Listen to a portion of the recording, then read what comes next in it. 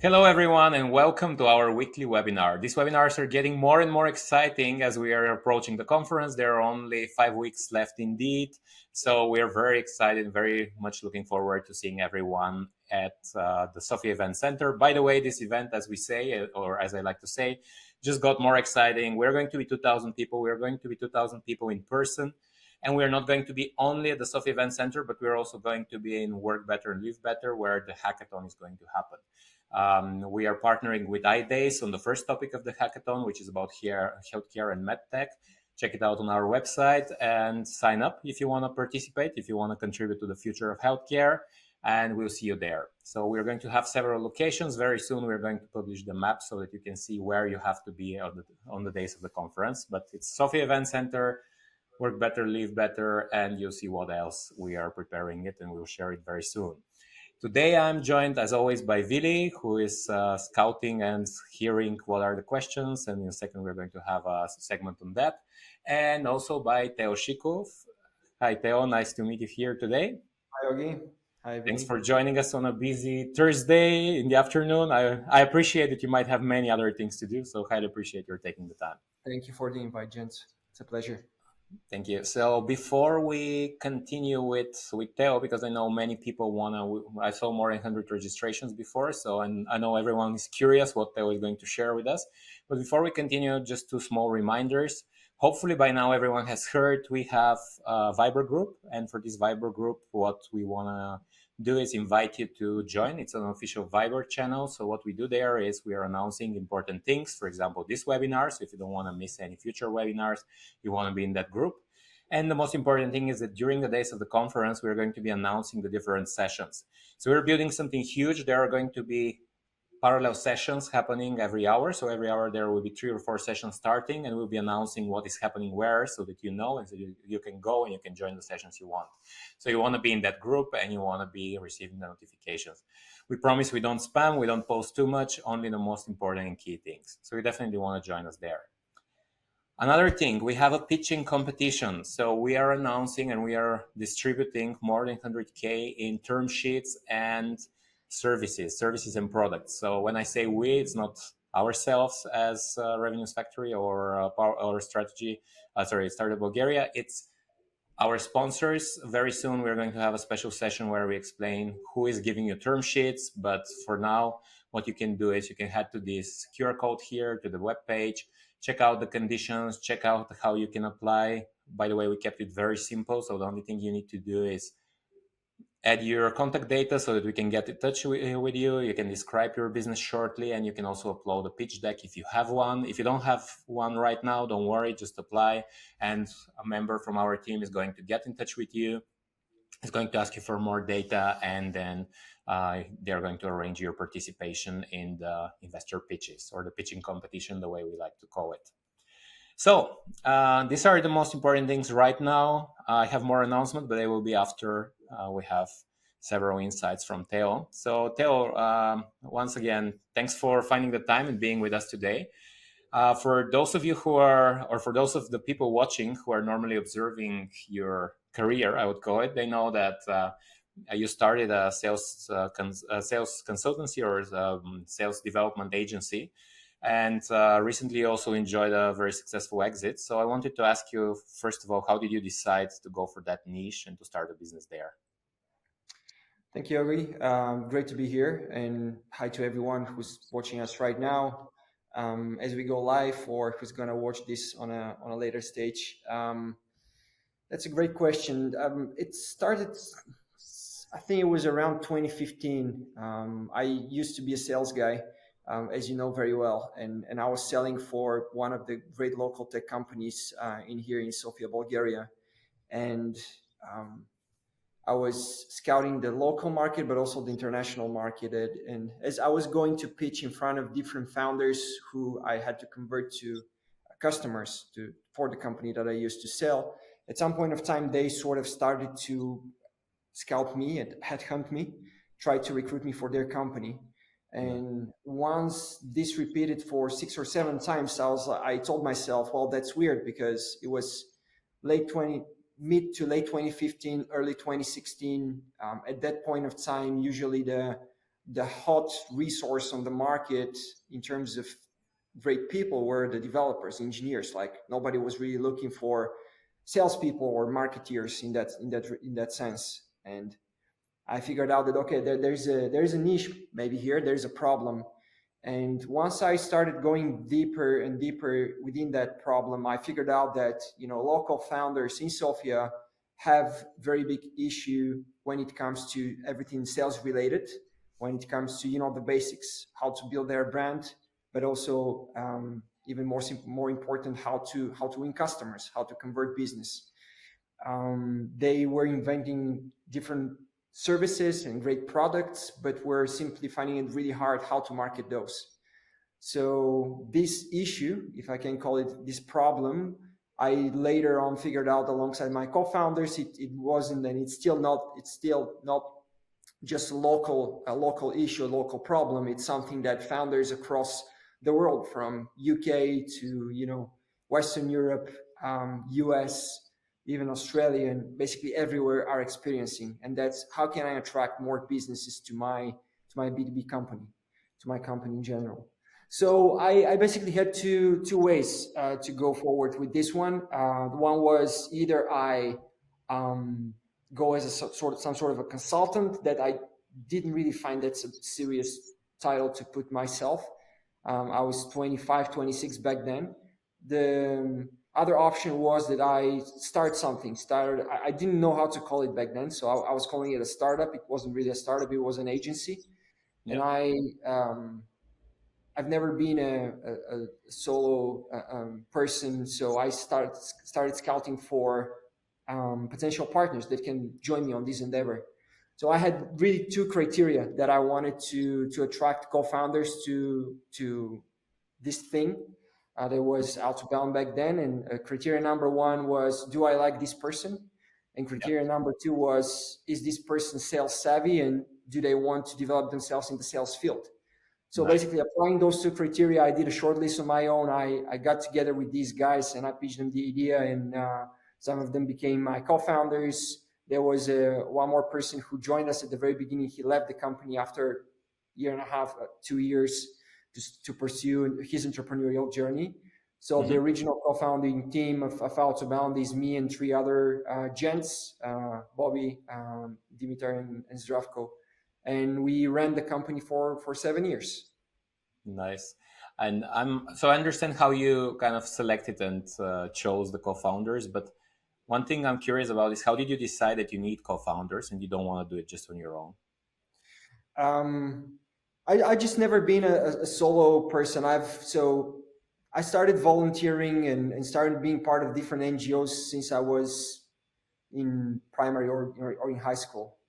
And I've always been doing, various of initiatives for the local community, some of those for profit, with a group of people. I've never done things on my own. So I've been leading different groups. I've been follower as part of groups that have been led, in various initiatives, again, alongside in the field of the NGO sector, the non-for-profit sector. So later on, when I decided to pursue my, startup ideas, Autobahn was maybe the third or the fourth that I started to or wanted to initiate.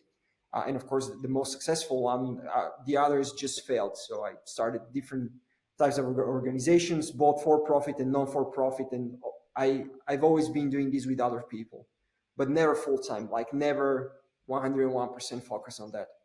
So that's why I told myself, when the sort of the initiating period of Outbound was, I was like, well, there's no way that I do this myself, and only by myself, and it's more fun when we're together. So for the period of 7 years prior to the exit, we've had our ups and downs. We've had our internal debates. Of course, we had tons of co-founder disputes. But it's always been great fun on a daily basis working with these guys. And I think that's something that really, carried us through the years. We're just truly enjoying working and collaborating with each other. Got it. And one thing I'm curious, because you just mentioned you started kind of from the nonprofit sector, NGOs, and so on. And recently, I was giving a talk where we pulled out some statistic that was showing that Bulgaria has 26,000 NGOs, and like I think 1.2 million Bulgarians are a member of NGOs. It's kind of every fifth person is a member. So I'm curious, like, how did you? Because for me, like maybe these are the two most extreme things. You have an NGO that's generally doing everything non for profit, and then the other thing is doing sales, which is kind of all about the money, right? Money, revenues, and quota payment. So how do you make this switch? How do you say, well, so far it was all NGO, I didn't care about profit, and now it's all about revenues coming in? That's a great question, and if I may, I'll correct you in your statement. NGOs are not for the profit, but they have to generate profit in order to survive. Mm-hmm. And being part of various organizations just taught me so much about people, about working with different people, about being driven by a mission, a vision, by belonging to a group with partners or different group members who are sharing your values or who have values in common with yours. And when you're not working to generate profit but to generate impact, you have a different philosophy of life. You have a different philosophy of how you see matters, if you'd say. And once you have to start fundraising, that's one of the core activities that I was doing back then, and I used to do, organizing and facilitating all sorts of different kinds of events. Fundraising was primarily based on impact. If you give me your 100 leva or 5 leva, would I generate the impact that you're expecting to Mm-hmm. see, or the impact that I'm actually promised you by selling you this idea that you're going to see? So this has taught me a lot. And later on, when I transitioned to more corporate, I realized that this experience actually built a solid foundation of how I can collaborate with different people, how I can sell myself, my ideas, and again, what it is to be driven by the right mission, vision, values, and that these are not only shiny statements that each one of us is putting somewhere, either on walls, wallpapers, you name it, or sharing in chats, in groups, but these are actually our compass, our North Star. So this was, of course, the transition later on was smooth for me because this is the philosophy that I put into building the organization and the core team to start with. And one more note here with the core team, that the four of us, we were part of one of those NGOs. This is how we got to know each other. The first maybe 15, 20 employees of Autobound were also part of this organization. Nice. It still is actually a student-run organization called ISEC, and we were members of it back then. And for me, it was like a no-brainer that I want to hire people from ISEC because I knew that these people would be with the right mindset, the right values, and then there is a high chance that we're going to get along. You know how many mistakes we do in the recruitment process and how many fails we're having, and of course we did have some of those too. But I can proudly say that we've been extremely diligent in recruiting the right people in the course of the past years. Got it. Okay, so you're kind of leveraging the organizational culture there in order to make sure that you have cultural fit with the employees. Oh, that's great, and I think that's a very good insight for everyone who's trying now to kind of hire first employees and make sure that they think and act the way they do, or at least that they share the same values. Maybe one more thing here would be, I know that for 7 years now, you had to take many difficult decisions. Can you give us an example of one difficult decision you had to take? How did you go about it? I think that one of the most difficult decisions or decision were taken and was taken around the COVID era, where once the official pandemic hit in March of 2020 in Bulgaria and the rest of Europe and I guess the world, or most of parts of the world, we lost half of our business. Like literally a month prior to that, we were, I can say, looking back, naive, but also extremely motivated that we're going to conquer the world with what we have built. That is Mhm. this sales agency. But COVID time was like a reality check, a huge one. One of the hard decisions that we had to take was to let go of our office that was like the gathering point of everything related to the company, part of the team. When we lost half of the customers, but the hardest decision was like, how do we remain sane while Mhm. we're trying to save the business? Because the world expansion plans and ambitions were boiled down to how do we make sure that this company is going to stay aboard and it's not going to go bankrupt by the end of 2020. And we did our best and even above that, and the people that remained at the company did the same back then. And of course there was a lot of support from family, friends, and our people who've been supporting us throughout the years, but it was essentially the people that were running the company. So yeah, I mean that's for me, that is really the hardest decision of in the period of March 2020 to January 2021. It was putting fires down every week, basically, for 9 months. I can imagine. I can only empathize. I remember how hard it was, and there were so many companies that would just stop operating, right? I remember from country to country that was decided differently or solved differently, but I remember there were some companies that continued paying their employees, others just kind of laid them off right away. Third had like kind of these payment cuts and so on. So I can imagine it was very difficult thing.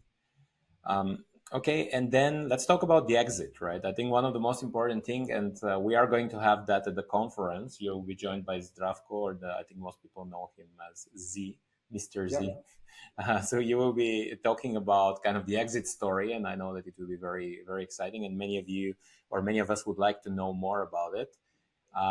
One thing I'm sure everyone is curious about, especially the ones who are planning to start a startup and hopefully like scale it, and as you said, like get this world dominance or world domination. I think the most important question here would be, how did you make yourself visible and interesting to the person, to the company that bought you eventually?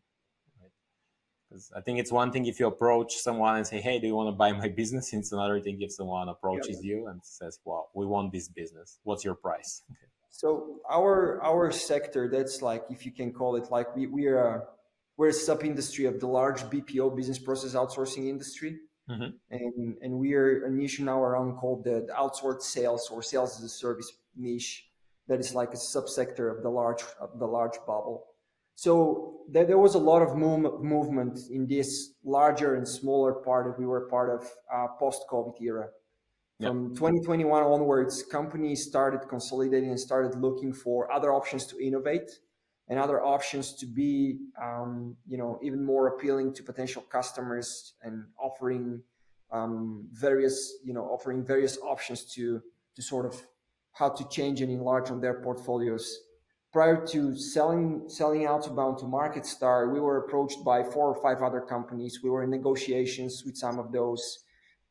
There were letters of intent from others, but never really shook hands. The first time that I got something was in January of 21, and I'm going to share more details. What's the story here on the conference? But ever since then, every quarter there was 1 or 2 asks, and how we became visible was something that I also asked the MarketStar team back then, MarketStar executive team, and the answer was that through when they were doing their research on sales dev agencies in this part of the world, in this part of the region of Eastern Europe, we kind of popped on a leading, or if not the first place. And when they checked on our LinkedIn profiles, my LinkedIn profile was super up to date, as it is nowadays, but I'm not that active on the platform though. I was really active, with a very well looking profile. We were investing a lot of time and effort in content, in being visible in different events. So we were basically, running a business as it's supposed to be run, like with the right type of publicity, with the right type of PR, with the right type of marketing, of course, sales, because, in a nutshell, in the end of the day, we are salespeople. Yes. So it was easy for them to realize that we're legit, as you know, without sounding wrong or anything. But for many of the businesses in the US, they have no idea where Bulgaria is, in the first place.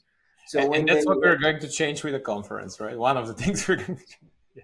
So when they got to our profiles and to my profile, when the CFO approached me, we actually looked legit. We looked like we know what we're doing, and that we're not only believing in the sales craft, but also executing on it and producing for our customers and producing for ourselves by building a sustainable entity.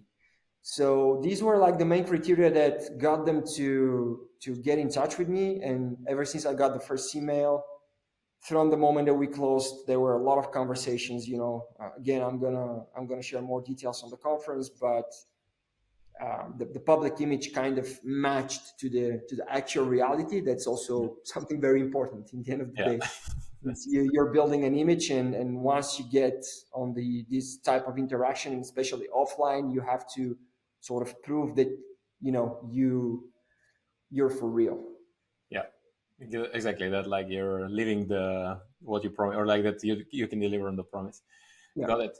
Well, that's very useful, Theo. And maybe one last question here would be, and I think someone wanted to ask a question here, so later we'll get to that as well. But maybe my last question to you would be, what would you recommend to someone who is just thinking now or considering to start their own startup or their own business? Not to do it is my first recommendation. And Okay. I know it sounds kind of shocking, and that's like the first filter. So whenever I'm teaching entrepreneurs or students, when I got this question, I usually say, "Don't do it," and I just observe their reactions, right? And Okay. if me saying not to do it is not stopping you, then there is something more than a pure motivation within you. Of course, joke aside, I truly believe that entrepreneurship is the way to create more goods for not only individual goods but also goods for the society by giving jobs and creating jobs and donating to the community and giving back to the community, and also like building a better image of our country. As simple as that. Building a better image of Bulgaria. So Got I it. believe that every young person should try to be an entrepreneur or should make several attempts until they hopefully succeed. But also that everybody should know that it's like one of the toughest jobs that you can, one of the toughest journeys that you can embark on. So for that, you need to be mentally strong. You need to take care of your, body, emotions, mental state, but also be in the right environment. And I'm super happy to say that, after so many years, I'm having these sort of support networks, and of course my co-founders and everything that we've been doing.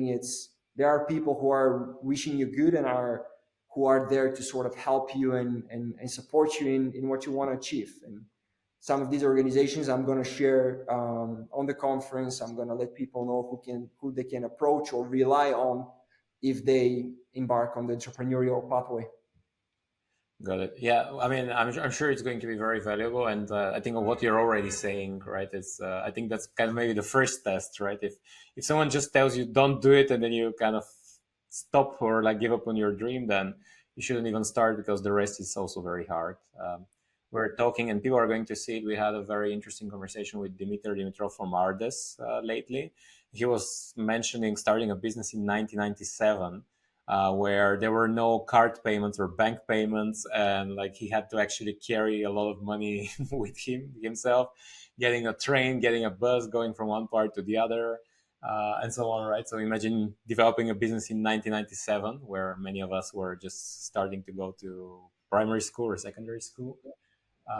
So yeah, I mean, nowadays it's much easier. We have much more knowledge. People like you are mentoring, coaching, and so on. So it's easier to discover the knowledge. It's easier to connect to the people. Tools are available, but still it's difficult to to make everything work together, right? So I highly appreciate all of this, Theo. I see like in the chat there is a discussion going on. I mean, generally we have the option to type the question. So I don't know whoever wants to ask the question, if you have the opportunity um, to type the question. If not, what we can do is you can also send it here, and later we are going to make sure that Theo answers it and get back the answer to you. So Theo, once again, highly appreciate your time, finding the time on a Thursday afternoon. I know it's difficult. we're pretty much looking forward. It's like I said, around 5 weeks the remaining till 8th, 9th, and 10th of November. We're going to meet all at the Sofia Event Center, work better, live better. Let's see what else better we can arrange till then. And we're going to be 2,000 people in person. Very soon we're going to launch also our country tour. Like we're going to do a road show. We're going to Stara Zagora, to Ruse, to Kazanlak, and so on. All these names sound really fancy when I'm trying to pronounce them with English accent, right? So it's going to be very exciting. Thank you very much once again for joining us and for all the support so far. And we are looking, just a second, checking if the question came. No, okay. No question so far. I mean, once the question gets asked, we're going to find it and we're going to ask you so that we can repost after that the answer. Thanks once again, Teo. Great. So we continue with our announcements for, first of all, as we were talking, okay, this one is a little bit outdated and I'll get it in a second. Many of you were asking for two things, for the option to donate a ticket and for the option to get a free ticket, right? So I understand many of you, first of all, are saying, well, this is a great initiative. Maybe I cannot go, but maybe I can support by giving the chance to someone else to go.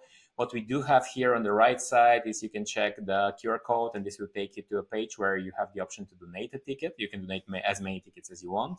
I think we put a limit of 99, but nevertheless, if you somehow want to donate more than 99 tickets, let us know and we'll arrange that for you. You can get a certificate, you can get an invoice, anything that you need. And you can see on the left side, we already have our top donors. So these are the people that donated the most tickets so far. We have the artist company from Varna with 30 tickets donated. Then we have a donor that asked to remain anonymous, and that are 10 tickets for them. And then we have Dejan Georgiev, who also donated 5 tickets recently. So as we'll be updating this leaderboard as there are more and more donations. Then we have, like I said, applying for a free ticket. So we got several requests from people who say that they would really love to join the conference, but they don't have the economic opportunity to do that. So we have a form on the same page. You can go there. You can fill out the form. It's requiring your contact data and a short justification. Why do you need that ticket? And then what we're going to do is we're going to prioritize by the economic need, and we're going to distribute these donated tickets.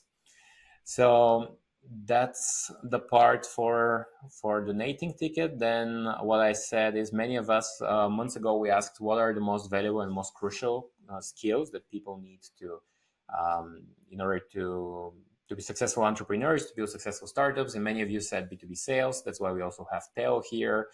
So MarketStar will be joining the conference, but what we are also designing in addition to them is we are inviting 2 special guests from abroad.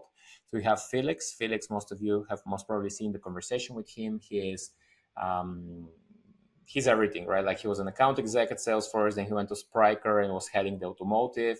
And then he went to Ubisense, where he is right now a CRO. So he's going to share his experience. He has very stellar career growth. Every 2 years, he was switching to the next level in sales. So that's a great career. He'll be sharing with us how to generate revenues, how to generate success, how to generate or how to navigate the revenues game in this economy. And then we also have Mika. Mika is also an amazing, he was a long time at Salesforce, dealing with all type of customers, small customers, strategic customers, across multiple regions. So he's also going to be sharing his advice.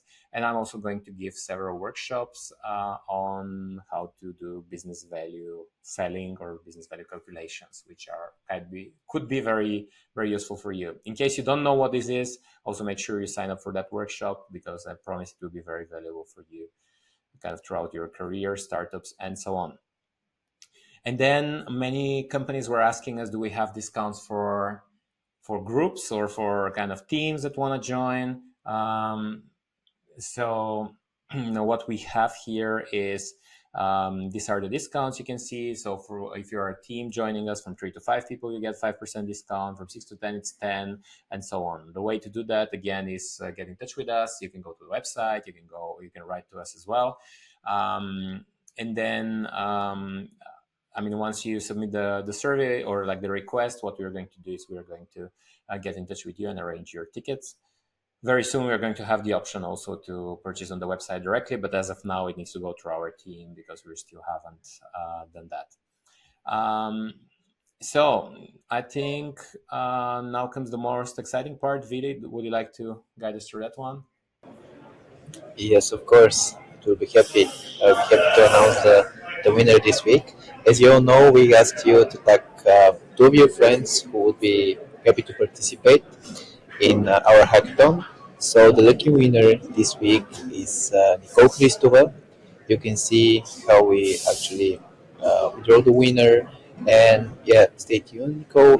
We're going to soon reach out to you. And congratulations. See you at the conference. Great, thank you, Vili. And people who had the chance to win, they had to tag two people who wanna join the hackathon. So I hope by now, I think it did start a huge wave of tagging. So I hope by now everyone is signing up for the hackathon. So that's amazing. Very soon we are going to have a session dedicated a little bit more on the hackathon, so you can hear what are the prerequisites, how do you join, what are the awards, and so on. And then one more thing I think we have to announce here is, let me see. No, that's everything. I think I'll finish with the pitching competition. So we do have, like I said, don't forget, just head to the website and apply with your project, with what you're currently working on. Just submit it there, and what we're going to do is, like I saw that was also the question in the chat. Very soon we're going to be answering. There is a member from our team who's already looking through the applications, and they will be contacting you in order to make sure that you can join and you can start preparing for the pitching competitions. Like I said, um, what we are doing here is we're going to have, at the day of the conference, we're going to have Timiek. Timiek is an investor. He worked with Alexander Zamver from Rocket Internet. He invested more than I think $1 billion during his times at Picos Capital. And what he's doing is he's going to arrange a session here where he's going to go. Generally, for like he's going to give you some guidance. He's going to um, go through your pitch decks, give you some advice, and then later you're going to meet the investors. You're going to pitch your idea, and then they're going to decide who do they invest in. And like I said, it's not only investors, it's also some products and services we're giving here. Very soon you'll see more details. The idea is that you really get many things that help your startup get to the next level in terms of funding, in terms of services, in terms of products, in terms of consultations or consulting. So everything that you need in order to build a successful startup. So that was everything for now. Thank you very much. Highly appreciate the time of everyone here. I hope you enjoyed the conversation with Teo. We're going to have even more conversations. We're going to announce them very soon. And once again, thank you. There are 5 weeks remaining to the conference, so it's getting more and more exciting. In case you haven't get your tickets, and we'll see you very soon at the Sofia Event Center.